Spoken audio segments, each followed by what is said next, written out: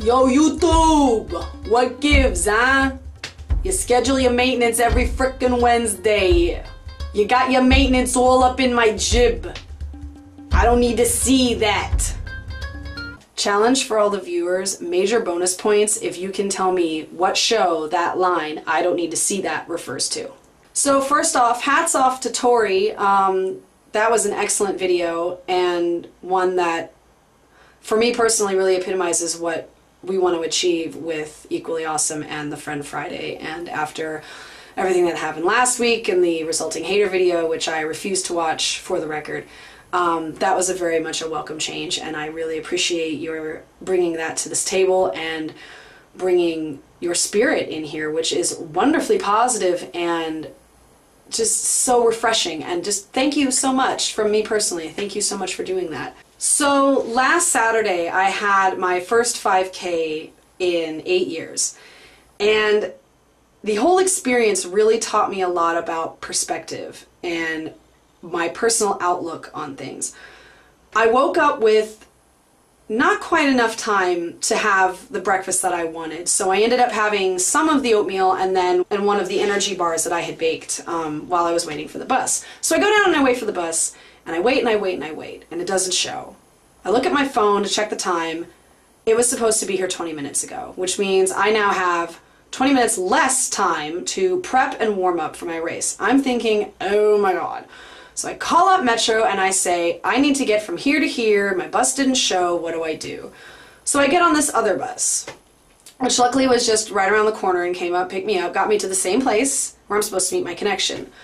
Well, God hates me, obviously, because the bus I was originally supposed to take, just to mock me, drove past. So I was just like, whatever you. So I finally catch my other bus, I get to the park, and I haven't been to this park in about a year, and it's really changed, and it's a really busy day at Magnuson Park this weekend. There is a fantastic book sale going on. There are some trainings and some company picnics going on. The race details do not have a map saying where I need to go. There are no signs for the event anywhere. I ask a couple security guards who happen to be roaming around the park doing their jobs and whatever, hey, do you know how I can get to the waterfront? None of them really knew a direct path. I ended up having to walk through the dog park, go through a fence, go over a muddy hill, and finally find the start-finish line and the tent with the race organizers and stuff. 15 minutes to spare. Totally killing my warm-up. My mental mood is shot. All the positive feelings and all the self-talk that I had done, you know, in the week prior,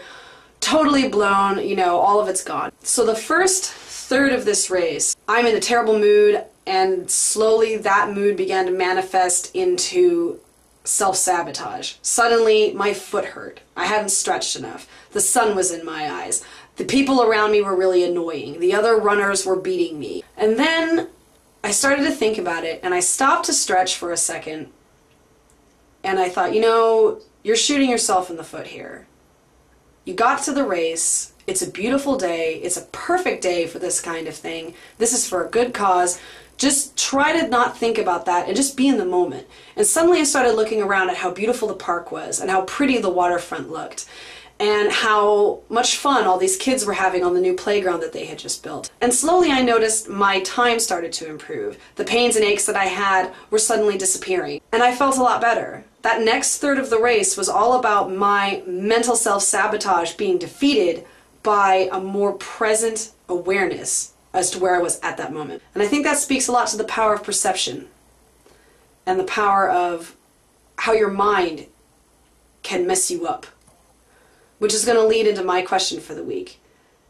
Have you ever felt like you were self-sabotaging yourself due to your negative perception or negative assumptions you might have had about someone, something, or something that you may have had to do or experience that you later found out were wrong, and that you just, with a slight tweak of your mind, you were able to change the outcome of whatever it is you needed to do? Bob, you asked about bigotry. I tend to ignore these people. They're just not worth any of my time. I don't want to bother with it. I will, however, say that what Sophia said rings very true, and that indifference empowers bigotry. In 2004, when we were having our first marriage equality battle, I was walking through downtown during the summer, and I noticed that there was this group of people in Westlake Park, and I thought, oh, church.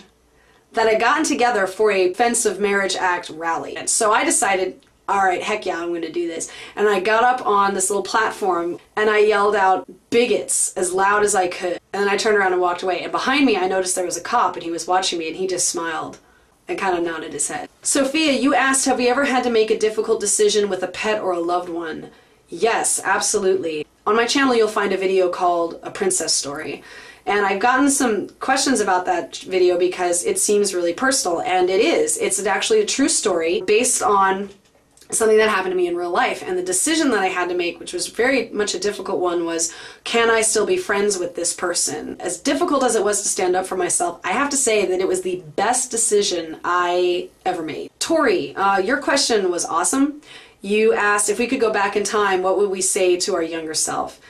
I really marinated in your question for a really long time. I wasn't entirely sure how I was going to answer or if I was even going to be able to answer, but looking back on it now, I think what I would do if I had this opportunity to go back in time and talk to my younger self would be to go back to my early 20s and tell myself to not waste time with certain people. Bob, your question, what bugs you about the dating world? The dating world bugs me about the dating world. Just, I'm not going to discriminate here, just as a whole, as an entity, as a non-personified thing. I'm going to say that I pretty much hate the dating world. I just, no. This area is closed. We are closed. We are not accepting applications at this time. Thank you for shopping. That is all from me today. I look forward to Friday, and Sophia, I will see you in the flesh on Saturday at South Tube. You guys want to see a magic trick with my hat? Normal, douchebag. Normal, douchebag. Normal, douchebag. Normal,